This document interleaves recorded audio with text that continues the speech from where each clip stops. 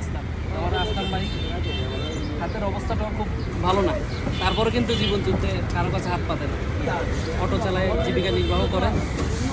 ধন্যবাদ আমার ভাই, কারণ মানুষের কাছে হাত পাতাটা খারাপ, যেটাতে এক প্রকার আমরা ভিক্ষাবৃত্তি বলি।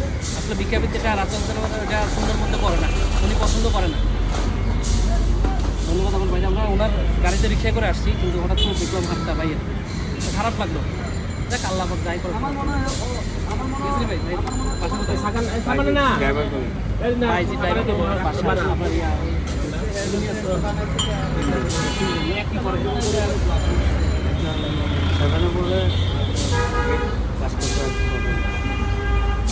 লেখাপড়া চালিয়ে যাচ্ছে, একটা 7-এ পড়ো আরেকটা 8 পর্যন্ত পড়ছে, জীবিকার টানে অভাবের সংসার কোনো রকমই চলতেছে। দেখ আলহামদুলিল্লাহ আমরা দোয়া করি আমার এই কাজে বারাকা দান করে। আসসালামু আলাইকুম রহমতুল্লাহ।